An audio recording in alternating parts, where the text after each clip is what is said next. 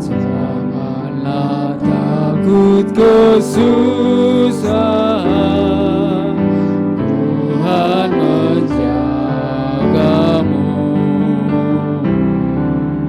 Padanya ada perlindungan, Tuhan menjagamu. Tuhan menjagamu, Dia saat Tuhan dekat. Dia menjagamu, Tuhan menjagamu. Bila hidupmu penuh beban, Tuhan menjagamu. Dalam menanggung kedukaan, Tuhan menjagamu. Tuhan menjagamu, Dia saat Tuhan dekat. Dia menjagamu, Tuhan menjagamu. Ayat yang ketiga. Dalam pencobaan dunia, Tuhan menjagamu. Sandarkan dirimu padanya, Tuhan menjagamu.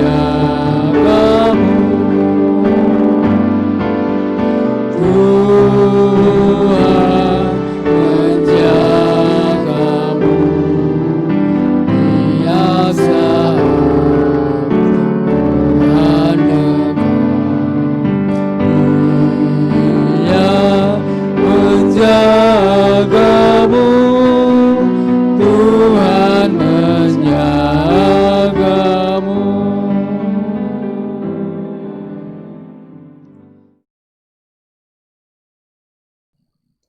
Shalom, selamat malam Bapak Ibu dan Saudara sekalian, seluruh jemaat Gereja Baptis Indonesia Waru Cabang Malang yang dikasihi oleh Tuhan.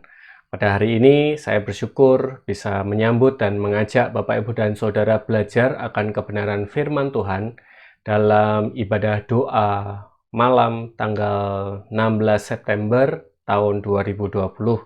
Saya berharap semuanya dalam keadaan sehat walafiat, tetap bersemangat dan bersukacita karena saya dan saudara berjalan bersama dengan Tuhan Yesus Kristus.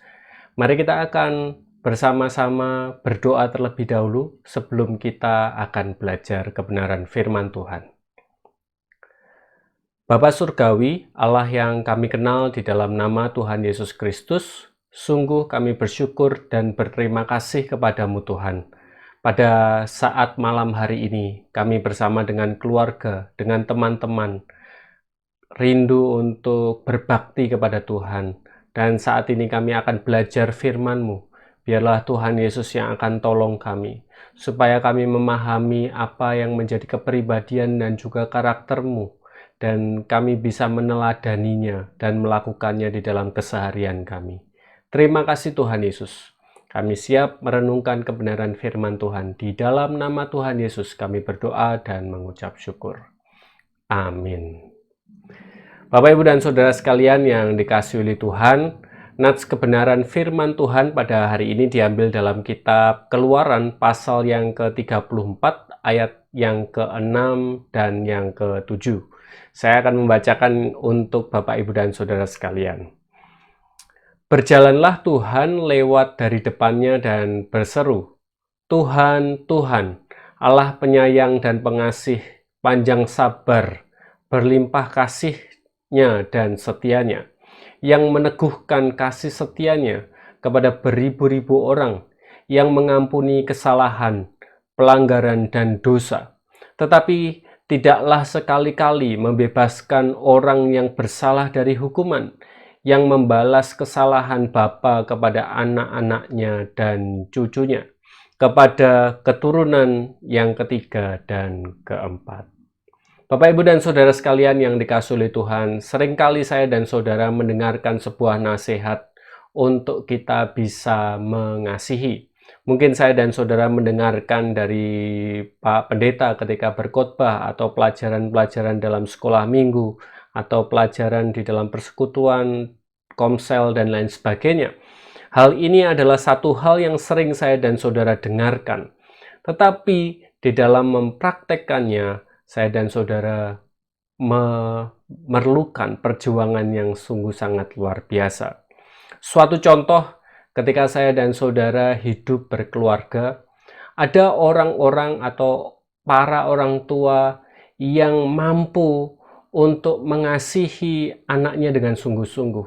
Tetapi tidak jarang pula ada orang tua yang gagal atau tidak mampu untuk dapat mengasihi, memperhatikan anak-anaknya dengan baik. Ada pula keluarga-keluarga atau orang tua yang mengasihi tanpa memberikan teguran atau peringatan kepada anak-anaknya. Sehingga ketika ada orang tua yang saking mengasihi kepada anaknya, mereka sampai kesulitan untuk memberikan sebuah peringatan atau teguran kepada anak-anaknya. Bapak, Ibu, dan Saudara, ada hal yang berbeda dari kepribadian Allah tentang mengasihi dibandingkan dengan apa yang saya dan Saudara lakukan sebagai seorang manusia. Allah tidak melakukan hal-hal yang berupa inkonsistensi di dalam mengasihi kepada umatnya atau manusia yang dikasihinya. Kasih Allah kepada umatnya ditunjukkan dengan keadilan juga, dan juga ditunjukkan melalui teguran ataupun peringatan. Itulah bentuk kesetiaan Allah yang mulia, yang tidak dapat dibandingkan dengan kasih yang saya dan Saudara lakukan sebagai seorang manusia. Kalau kita memperhatikan di dalam konteks kehidupan bangsa Israel pada waktu itu, mereka melakukan sebuah dosa yang besar. Kalau Bapak, Ibu, dan Saudara memperhatikan di dalam kitab Kejadian pasal yang ke-32, bangsa Israel menyeleweng dari Tuhan. Mereka tidak menyembah kepada Tuhan, melainkan menyembah kepada anak lembu emas. Dan Allah memberikan sebuah teguran. Memang Allah memberikan sebuah hukuman dan membinasakan sekitar 3.000 orang Israel pada waktu itu. Tetapi ketika Allah memberikan hukuman dan teguran kepada mereka, bukan berarti Allah kehilangan kesetiaan dan juga kasih kepada bangsa Israel. Sisa dari orang-orang yang tidak dibinasakan oleh Tuhan tetap diantar oleh Tuhan atau Allah menuju kepada tanah perjanjian. Allah ingin bahwa kesetiaan kepada umat pilihannya itu tidak dipermainkan. Allah tidak ingin bangsa Israel itu selalu berkutat dengan dosa dan mereka menjadi bangsa yang tidak kudus di hadapannya. Allah menyatakan keadilan kepada bangsa Israel melalui teguran dan juga hukuman. Tetapi meskipun Allah memberikan teguran dan hukuman, di saat yang bersamaan, kasih Allah pun tetap nyata terjadi dalam kehidupan orang-orang Israel. Bapak, Ibu, dan Saudara yang dikasihi oleh Tuhan, kalau kita memperhatikan kembali dari ayat yang ke-6, Allah disebut sebagai pribadi penyayang dan pengasih, panjang sabar, berlimpah kasihnya dan setianya.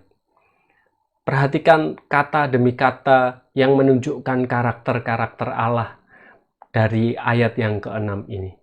Saya dan saudara bisa memahami dan mengerti bahwa karakter-karakter tersebut menjadi sebuah bukti nyata bahwa Allah adalah pribadi yang berlimpah dengan kasih dan setia.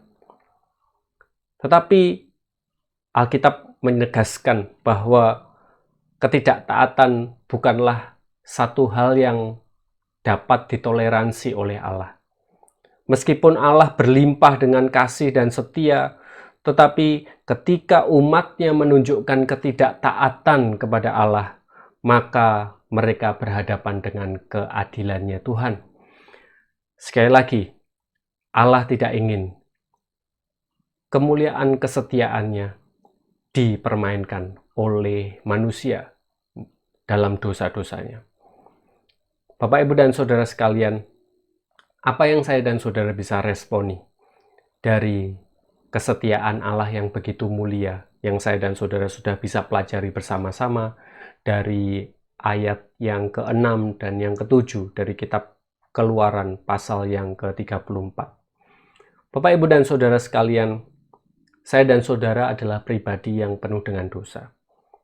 Tetapi ketika saya dan saudara melihat, memahami, mengerti bahwa dosa kita adalah dosa yang begitu besar, kasih karunia Allah dalam pengampunan diberikan atas kehidupan saya dan saudara.